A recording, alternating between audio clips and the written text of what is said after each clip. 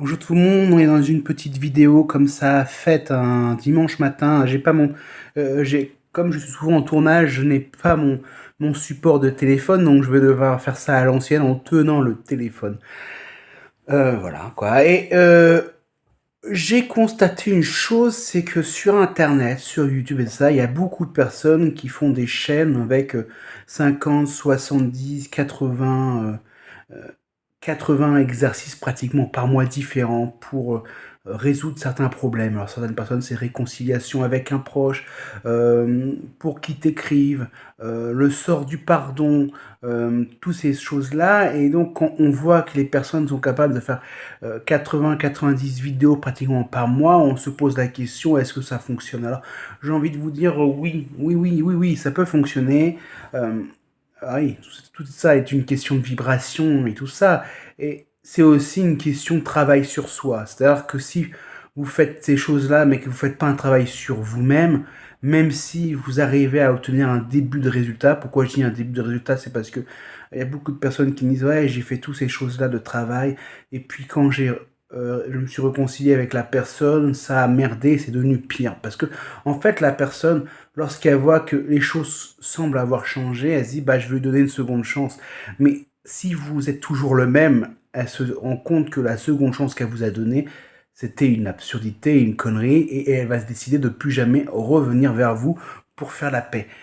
Alors pourquoi je dis ça? C'est parce que je vous ai fait plusieurs vidéos sur le pardon, et toutes ces différentes vidéos sur le pardon vous montrez la chose suivante, c'était qu'il fallait déjà apprendre à pardonner, euh, savoir pardonner, comprendre pourquoi on avait fait une chose, mais aussi un long travail qui consiste également à faire le deuil de cette chose horrible qu'on a pu faire. Essayer de se dire, bah, je ne vais pas la refaire, et essayer de résoudre le problème avec toutes vos peurs internes, toutes vos petites croyances, toutes ces choses-là qui vous poussent finalement par peur inconsciente à sans cesse refaire les mêmes erreurs. Donc, c'est pour ça que je vous dis que si finalement vous voulez faire toutes ces choses-là qu'on vous offre à gogo sur Internet, faites-le de manière intelligente. Ne faites pas ça en dernier recours où je suis affolé, je vais le faire parce que il y a du bon et du mauvais sur Internet. Je vois beaucoup de gens qui finalement finissent par tomber dans de la magie noire.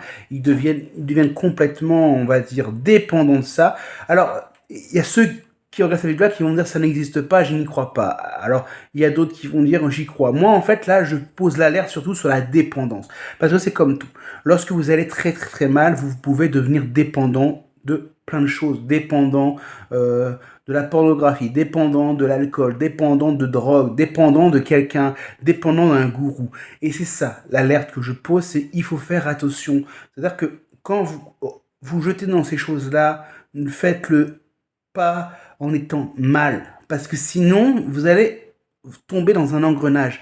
Et un engrenage, c'est pas bon. Et au final, ce que vous vouliez au début, qui était peut-être quelque chose de noble, hein, ou parfois c'est peut-être un peu égoïste, hein, parce que vouloir absolument le pardon de quelqu'un sans prendre en compte les besoins de l'autre, c'est quelque chose d'égoïste. Et dans ce travail que je vous conseille toujours, de faire le point, de faire un travail sur vous et de changer. Changer pas pour cette personne-là, mais changer pour que les choses ne se reproduisent pas. Il y a un moment qui consiste à être détaché de l'événement et ne pas faire la chose pour obtenir le pardon de l'autre. Parce que sinon, c'est une sorte de chantage. C'est-à-dire, je change à condition que toi, tu me pardonnes. Et ça, c'est vraiment, vraiment très important parce que en toutes ces choses qu'on vous voyez sur Internet, même les gens qui vont voir les gourous, les mages et compagnie, euh, vous ne voulez pas changer en fait. Vous voulez toujours être la même personne et vous voulez avoir le contrôle absolu sur l'autre. Et qu'importe, finalement, si on caricature les choses, c'est je suis un gros connard, je suis une grosse salope, hein, on va dire comme ça. Je veux continuer à être la même personne, mais que l'autre reste avec moi enchaîné. C'est ça. En fait, vous n'achetez pas le plus souvent, vous n'achetez pas réellement un pardon, mais vous achetez un je veux avoir la dominance, je veux être le maître. Et ça, c'est pas bon. Parce que la personne, elle va peut-être se faire avoir, au début, mais après, elle va se rendre compte que finalement, le mec ou la nana, c'est toujours la même personne. C'est toujours la même personne que j'ai fui parce qu'elle était toxique. Et c'est ça que j'ai envie de vous dire, c'est que si vous voulez réellement le pardon, si vous voulez vraiment refaire du lien avec quelqu'un, il faut que vous vous posiez des bonnes questions. Déjà, comprendre pourquoi vous en êtes arrivé à cette rupture, pourquoi vous êtes arrivé à cette dispute, pourquoi vous êtes arrivé à cette coupure de communication. Et lorsque vous avez travaillé là-dessus, travaillez pour vous, mais aussi pour tout le monde, pas uniquement pour cette personne-là. Parce que elle se rendra peut-être compte au fil des années ou au fil des mois que, en vous voyant ou en ayant ouï dire les choses, que finalement, je me suis peut-être trompé. Il peut changer. Et là, c'est lorsque la personne se dit je me suis peut-être trompé, il peut changer, il a changé, que les personnes sont prêtes à vous redonner une seconde chance. Mais en fait, la seconde chance, on vous la donne pas comme ça. On vous la donne souvent suite à un ensemble de choses qui arrivent. On vous donne pas la seconde chance parce que vous avez changé.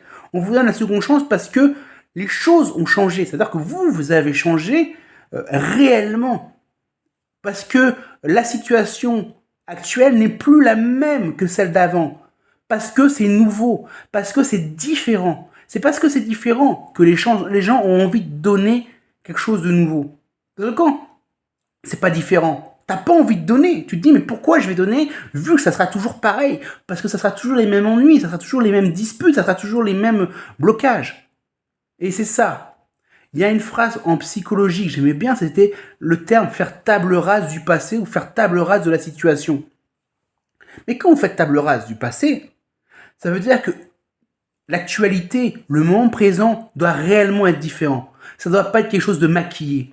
Et en fait, le plus souvent, lorsque vous voulez vous supplier le pardon, lorsque vous suppliez la réconciliation, lorsque vous suppliez la reconquête, vous ne voulez pas en fait de changement, vous voulez refaire ce que vous avez déjà fait avant. Et c'est pour ça que ça ne marche jamais, parce qu'en fait, ce qui a déjà eu lieu avant n'existe plus. C'est du passé. C'est quelque chose qui ne doit plus avoir relieu actuellement. Sinon, vous allez recommencer les mêmes cercles vicieux, les mêmes habitudes, les mêmes choses qui n'ont pas fonctionné.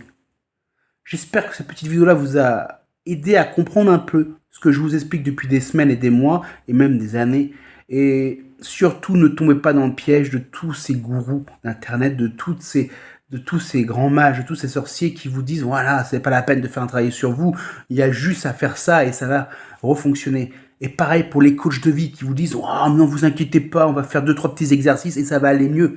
Non, ça ne va pas mieux tant que vous n'avez pas réellement changé, tant que vous n'êtes pas devenu quelqu'un qui est capable d'affronter déjà ses propres démons intérieurs pour éviter de faire des actions négatives dictées par la peur de l'abandon, la peur de l'échec, la peur de la perte de contrôle. Parce que le plus souvent, on fait nos plus grosses conneries parce qu'on a peur de perdre le contrôle sur la situation et aussi le contrôle sur les autres. Sauf qu'on n'est pas Dieu. Et même Dieu, il vous laisse le libre arbitre. Pour ceux qui sont croyants et pour ceux qui ne sont pas croyants, on va partir sur le non-Dieu avec le destin qui n'existe pas parce que c'est toi qui construis. C'est parce que c'est toi qui construis tes propres choix, tes propres décisions que c'est ce libre arbitre. Et c'est ça que j'ai envie de vous dire. Il faut toujours garder le libre arbitre. Et pour garder le libre arbitre, il faut accepter qu'il faut travailler sur soi. Parce que sinon, tu n'es pas dans ton libre arbitre. Tu es dans un faux libre arbitre. Tu es dans une sorte de construction psychologique, dans une construction psychologique qui dépend de plusieurs traumatismes, de plusieurs peurs, de plusieurs phobies, de plusieurs craintes. Et en fait, tu es prisonnier d'une sorte d'inconscient et de la peur. Et c'est ça qu'il faut faire, c'est travailler contre cette peur, travailler contre tous ces pensées limitantes qui t'empêchent d'avancer. Et quand tu as fait tout ça, je pense que tu peux dire à la personne que tu as fait du mal, pardon, je te demande pardon, je suis désolé pour tout ce qui s'est passé. Tu lui demandes pas de te juger, tu lui demandes même pas de vérifier si tu as changé. Point barre. Tu demandes rien d'autre. Tu lui fais tes excuses, tu lui demandes pardon. Et tu dis que toi, tu as recommencé ta vie, tu as travaillé sur toi et que tu demandes rien. Et tu lui souhaites le meilleur pour l'avenir. Voilà. C'était une petite vidéo comme ça. Et je vous souhaite un très très très bon week-end. Passez un bon week-end, prenez soin de vous et profitez là de ce temps un peu plus clair et un peu moins chaud pour prendre un grand bol d'air frais.